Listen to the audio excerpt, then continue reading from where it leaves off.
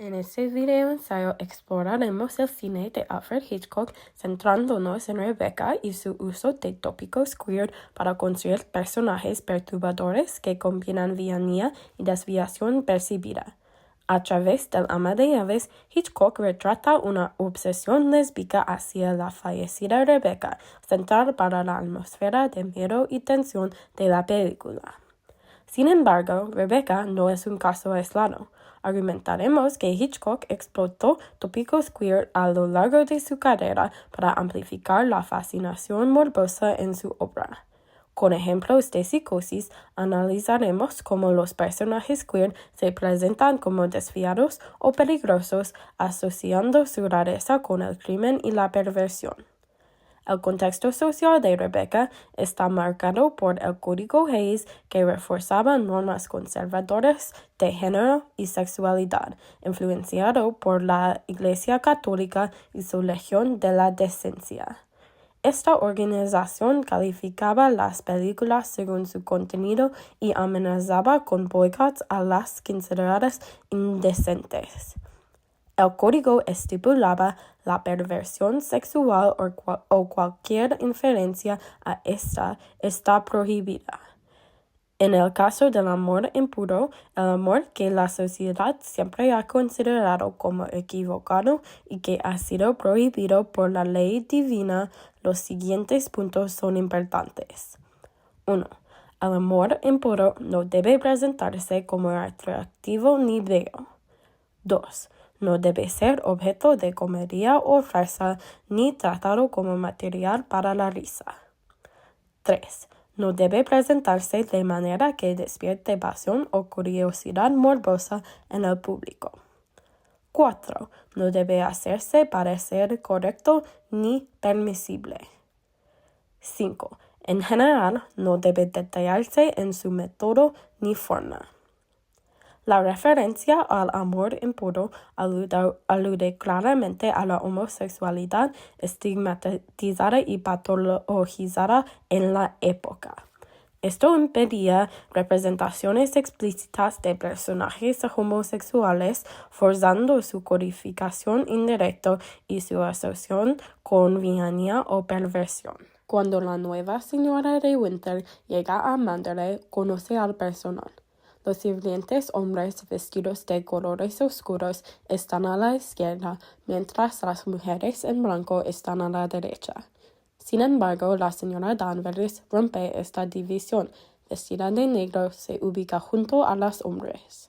Esta elección intencional de vestuario y posición caracteriza a la señora Danvers con rasgos masculinos. La cámara también refuerza su arquetipo queer, presentándola como una figura siniestra y fuera de las normas sociales. Como se observa, dado que el ángulo de la cámara casi siempre impide ver los pies de la señora Danvers, el público pronto se da cuenta de que hay algo maligno en la manera en que la señora Danvers se mueve por la casa como si fuera un fantasma flotante. Esto la deshumaniza y la asocia con lo sobrenatural, lo que, según Kendra Bean, refleja las actitudes culturales y ansiedades sobre la homosexualidad en Hollywood. Ahora vamos a analizar una secuencia que encarne la obsesión de la señora Danvers por Rebecca desde un punto de vista estética para examinar la manera en que Hitchcock establece a la señora Danvers como queer y mentalmente perturbada. La secuencia empieza con la repentina aparición de la silueta de la señora Danvers detrás de una cortina, destacando otra vez el sentido fantasmático de la mirada de la señora Danvers y la amenaza de su presencia constante a la señora de Winter. Además, el primer plano desempeña un papel esencial para establecer a la señora Danvers como la villana y vincular inextricablemente su maldad con su identidad queer, añadiendo una cualidad retorcida y perturbadora. El uso del primer plano obliga al público a estar íntimamente cerca de la señora Danvers, intensificando la tensión y el miedo. La proximidad de la cámara crea una sensación escalofriante al hacer que los espectadores se sientan atrapados en un espacio íntimo, no solo con una villana, sino con una villana pervertida.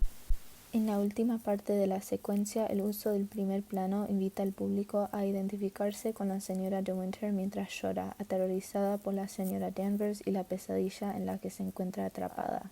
Aún más, el primer plano destaca los gestos físicos y las expresiones de los personajes, particularmente los ojos de la señora Danvers, que se convierten en un punto focal de la escena. Mientras la señora Danvers relata sus memorias de Rebecca, cada recuerdo despierta una excitación creciente en ella, visible en su mirada fija y en los movimientos inusuales de sus ojos.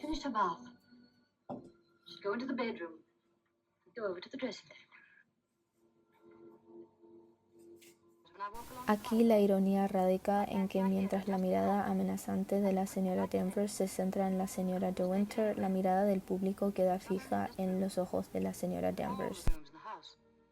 Este enfoque evoca la curiosidad morbosa del espectador al resaltar tácticamente la creencia capacitiva de que la locura puede verse en los ojos.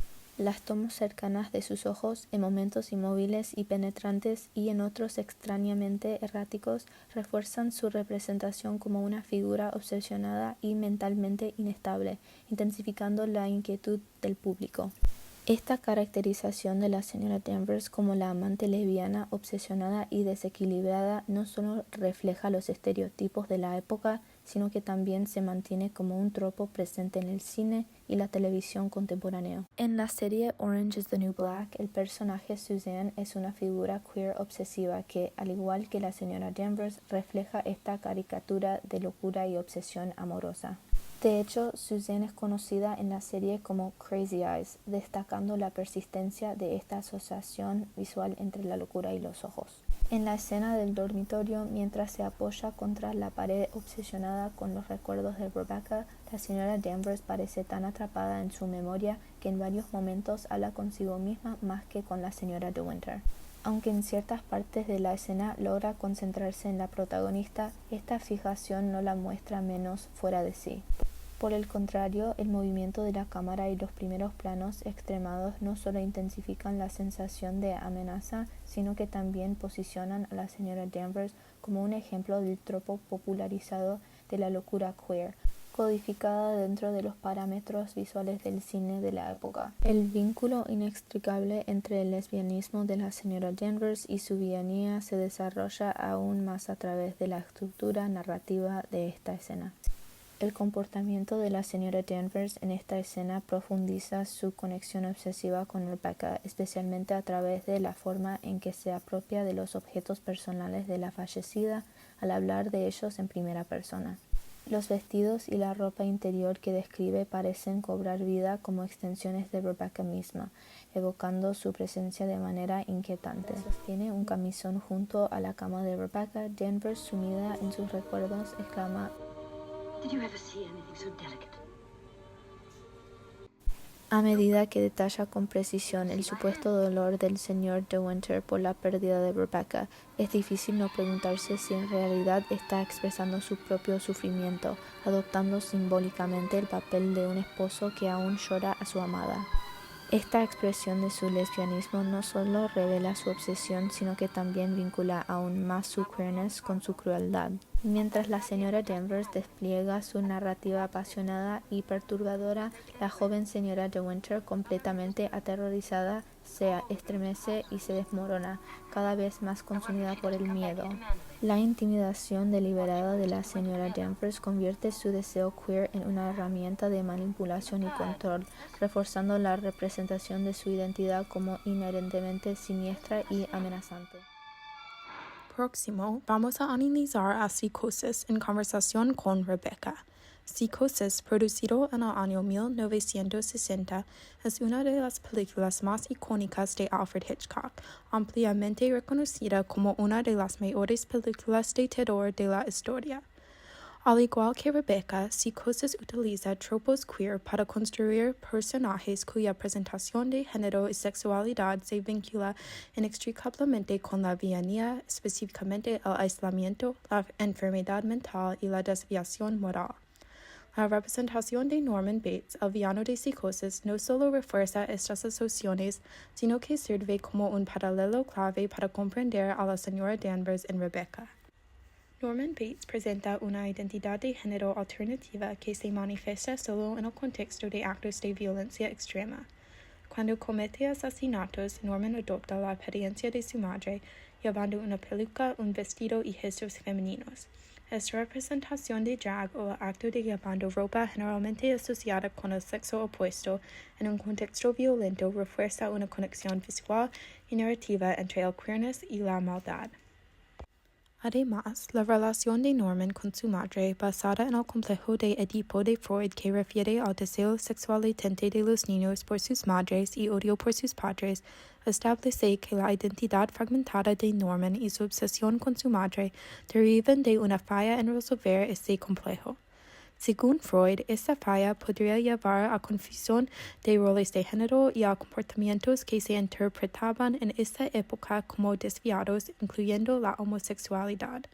De manera similar, la obsesión de la señora Danvers con Rebecca, aunque presentada de forma más sutil, refleja un deseo no resuelto y profundamente transgresor. Ambos personajes están marcados por su aislamiento y por relaciones obsesivas con los muertos. Esto se resume en uno de los tiros finales de la película en que Norman está representado completamente solo, enfatizado por el vasto espacio vacío que lo rodea. Esta escena comparte semejanzas con uno de los tiros finales de Rebecca, que representa a la señora Danvers completamente sola, envuelto en llamas.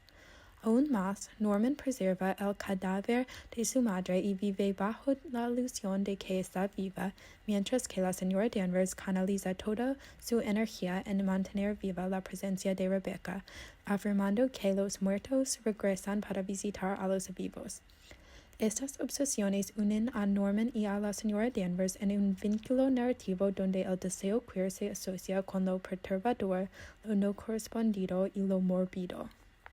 Las sexualidades y presentaciones de género no normativas están más establecidos como transgresivos a través de la representación de un vínculo entre el placer que experimenta la gente queer y la violencia.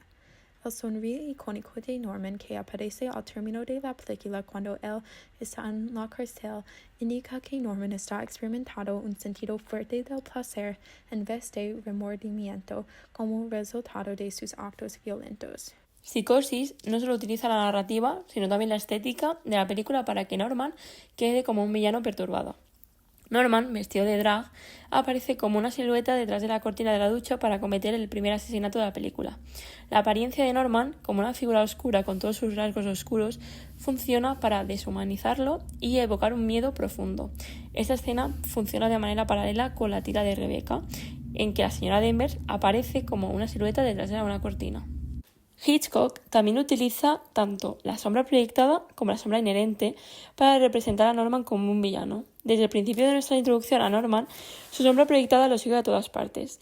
Esta alude a su dualidad o posesión de múltiples personalidades y el lado oscuro omnipresente. Por ello, la cara y la figura de Norman está parcialmente oscurecida por sombras inherentes a través de la película para reflejar de manera visual su mundo interior oscuro. Similarmente, en Rebecca, las sombras inherentes frecuentemente cubren partes de la cara y la figura de la señora Danvers para establecerla como malvada. Adicionalmente, Norman, tanto como la señora Danvers, están representados llevando colores oscuros para establecer aún más su naturaleza oscura de manera visual. Finalmente, tanto en Psicosis como en Rebecca, utilizan el primer plano para poner foco en las caras y cualquier movimiento expresivo de Norman y de la señora Danvers. Esto funciona para establecer una sensación de miedo intenso y los espectadores se vean obligados a estar íntimamente cerca de estos villanos, no solo malvados, sino morbosos y retorcidos. Hitchcock alude a asociaciones negativas con la gente queer, no solo para adherir a los estándares contemporáneos de representación, sino también para sus propios fines. Hitchcock fue capaz de crear villanos en este contexto, la señora Danvers de Rebecca o Norman Bates de Psicosis, percibidos como personas retorcidas o perturbadas, debido a su codificación de estos personajes como queer. La codificación queer de los villanos permite la activación y refuerza de estereotipos de personas queer como aislados, mentalmente enfermos e inmorales. Hitchcock utiliza la codificación queer de sus villanos para establecerlos como más allá de malvado y para contribuir a la cualidad global de horror en sus películas.